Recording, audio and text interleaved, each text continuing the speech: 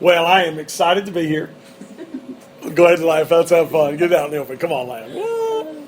Okay, you guys are really laughing. I like it. Hey, I am glad to be here. This whole entire deal is built around what? Athletic training. No, Football. yes. It's built around training, team. The hashtag. Triple T, trained, training, team. Out of all my motivational speaking, out of all the opportunities I've had in my lifetime, never in my life have I spoke to trainers. Trainers have been around.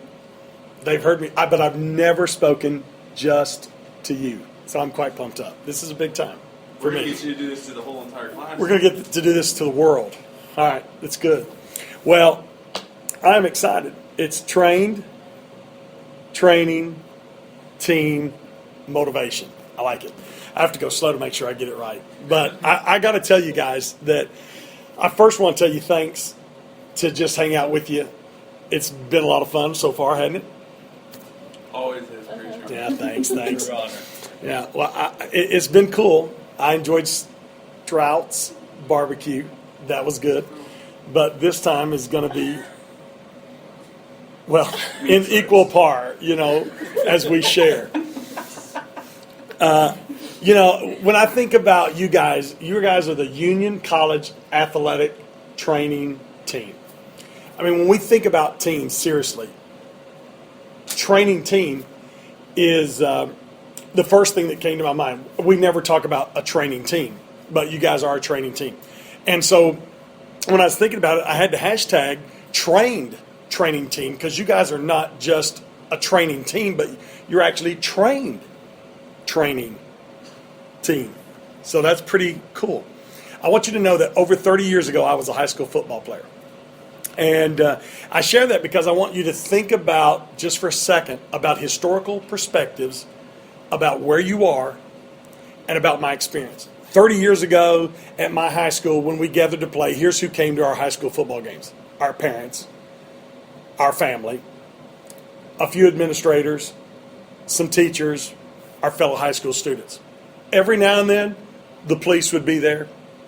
But never was there ever anything lined up, set up, that we had an ambulance outside. 30 years ago, we didn't have security officers at our football games. And like I said, maybe occasionally the police would show up, especially if their kid was playing or if they had a nephew on the team. They might show up to see us play. The most customary thing to hear at a football game when I played football over the PA system would have been this announcement. When they said, "Is there a doctor in the stands? If so, please come to the field." I can't tell you how many times in playing high school football that's exactly what happened. Someone would get hurt on the football field, and announcement would be made by the PA announcer, who asked if there was a doctor in the stands or a medical professional in the stands for him to come out onto the field. I mean, our team doctors were the people who provided us a physical, and we may never ever see them again in the entire year. That was 30 years ago.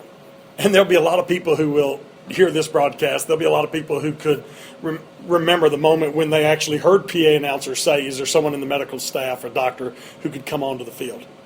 And that's crazy. That was just 30 years ago. And I got to tell you that 30 years ago, for most athletes, there was no such thing as a trainer. We never. I don't ever remember even hearing the term.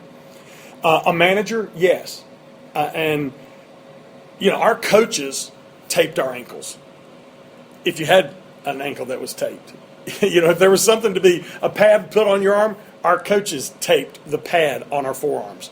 Or put the pad around our ribs, even if we had such a thing. That was just the way it was. That was 1983. So, 30 years, I'm sitting here talking to a room of trainers. And the fact of the matter is that things have really, really changed. Our coaches were our medical trainers, if you would. And I wrote down the advice I remember our medical trainers, our coaches saying, things like, shut up and keep going. You are not hurt. That was a number one statement by a coach, when you thought you're hurt. No, you're not hurt. How about grow up, play the game, and at the same time, coach would be yelling down the field on a football field to yell at your substitute, your replacement, while he was calling his name, while he was telling you to grow up. I mean, that was medical advice, really, as you were getting your butt off the field. That was the way it was 30 years ago.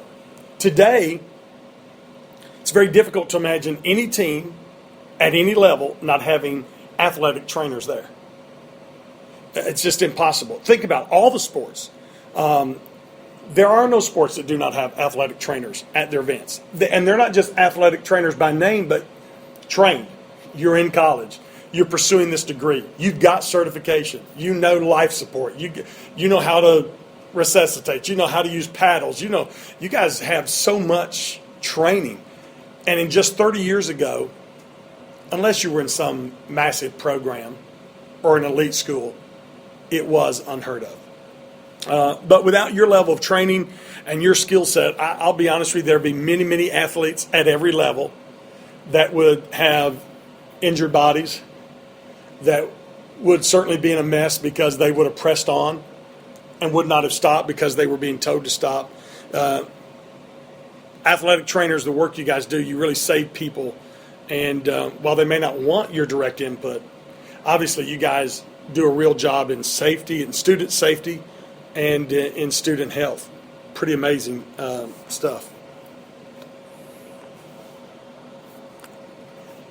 I tell you all that because I want to applaud you guys. And I want to applaud the work that you do.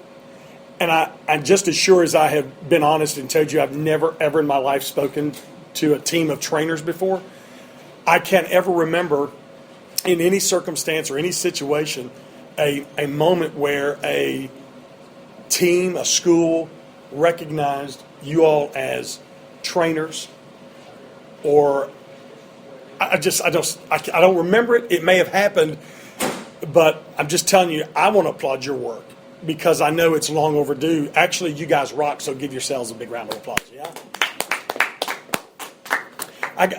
To be honest with you, when Clay and I were talking about this opportunity to kind of speak to you guys, I was thinking about what in the world would I say and how in the world would I be an encouragement to you. And I want to make a confession to you.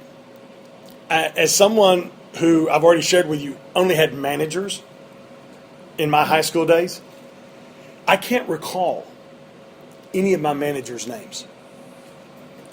I have tried actually to reflect and go back and think, who was our managers? Did we have someone who brought us water? And for the record, yes, water would have been the fortunate thing if we had it. We certainly never had Gatorade or Powerade or some bless Jesus pump you up juice drink. It was non-existent. You know what I mean? And I can remember when the water was gone out of the one 3-gallon dispenser we might have, bless Jesus, the water was gone. And so I can remember my coaches yelling, that's for players. You'd want the team, the starters, to have water and no one else. Today, you guys have got, plenty of coolers. Things have changed. But my confession is that I can't even remember anybody's name. I have just tried. I wish I could remember their names. Matter of fact, I'm embarrassed right now that I can't remember their names. Because certainly they were people who I should have said thanks to. No, they probably, in our setting, they weren't washing our clothes. They weren't doing anything that trainers and managers do today. It's wow. If we'd had you back then, we would have smelled good. We would have looked good. But the fact is, I'm embarrassed by that because those folks made they did a real role. They served others.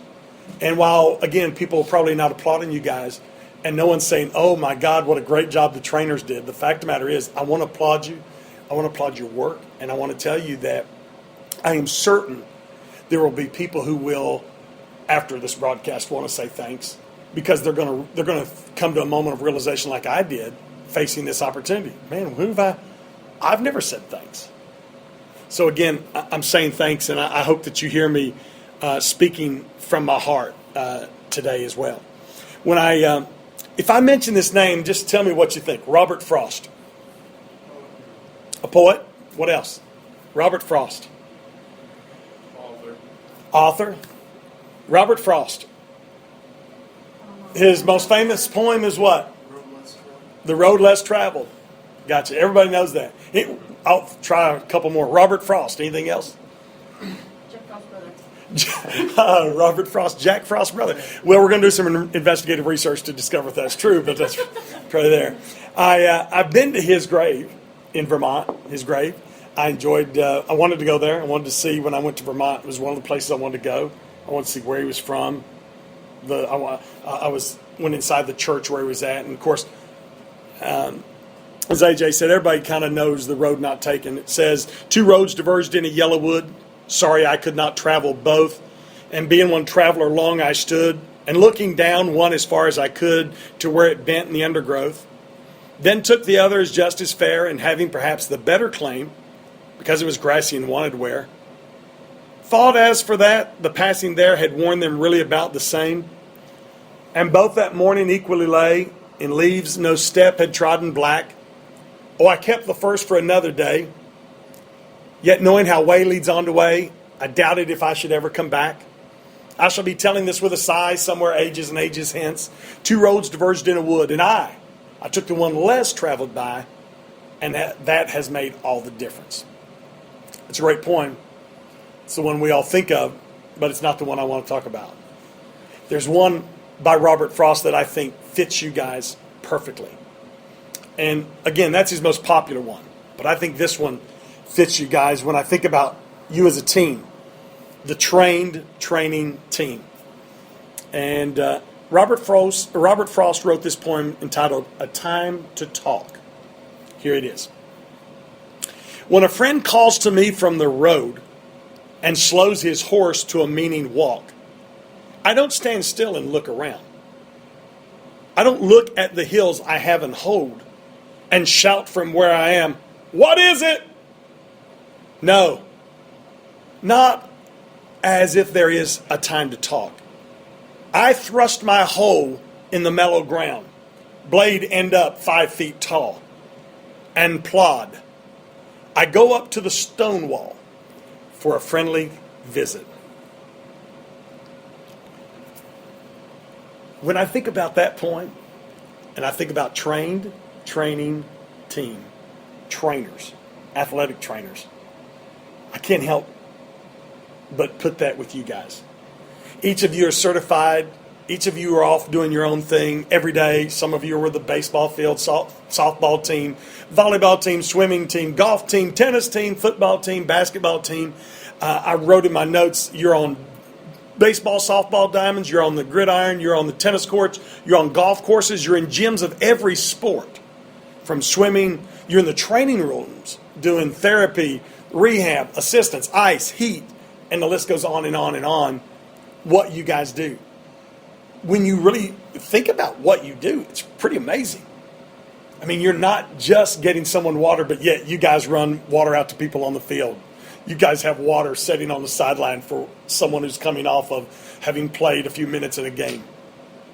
You have a towel for someone who's coming out of the swimming pool. Pretty amazing what you guys do. Robert Frost said that when his friend slows his horse to a meaning walk, he doesn't yell at him, what do you want? I love that part because so many times in life I could see this vision coming to my mind. What would happen if on a football field, for instance, you guys are on the sideline, someone's hurt out in the middle of the field, and they're like waving you out and go, what do you want? What if he gets legs hurt?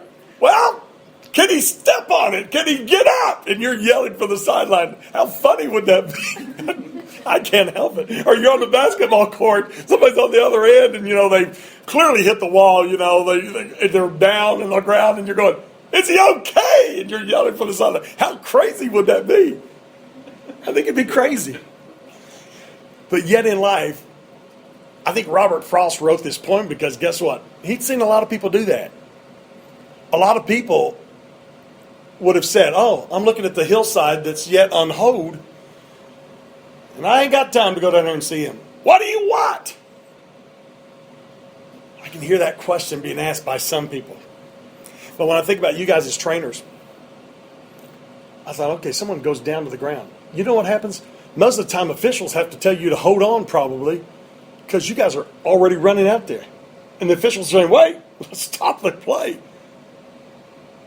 You guys are grabbing a medical bag or your sack or your happy sack with tape, scissors, wooden sticks, and maybe air cast. I don't know what all the things you've got in there, but, think about the things you have in your little medical guru bags, It's pretty amazing. You guys are running out there. Matter of fact, no one's having to ask you to come out there because you're observing on the field. You're already there. And if you're attending to one and someone says trainer, your ears are perked. They're like, massive radar satellite sensors. You hear it from any direction. And you're listening not just for the person, the athlete who's saying it out loud. You guys are trained to hear it from the guy who's not saying a word. That you're watching him, having watched him through practices, hundreds of practices, run, you're able to see him maybe limp or her limp or something not look right. And you guys are walking down going, is everything okay? It's pretty amazing. And when I look at the back of that poem, it says, so I thrusted my hoe in the mellow ground, blade up, 5 feet tall, and plod, and I go up to the stone wall for a friendly visit. I really just think that fits you guys. In all these sports, we don't have a stone wall for you to go to, but certainly there's an imaginary one where you're walking up going, hey, what's up? You're talking to the coach is calling you over, and you're at the stone wall saying, hey, how is he? What's the deal? It's going to be fine, no concussion, or whatever the situation is. I think it's pretty amazing what you guys do. On behalf of every coach at Union College, on behalf of every athlete that's ever played at Union College, thanks for having your bag ready. Thanks for being the type of character people that don't yell from the sideline, but who go to the stone wall to have a friendly talk. You all, you guys, you girls, the training team is pretty awesome. You guys are on every team, and yet you are a team. You guys are a friend to many, and I just want to say thanks for being Stonewall friends. Friends who throw their hoe in the ground and let it stand tall to go and have a conversation. I say that the training team rocks.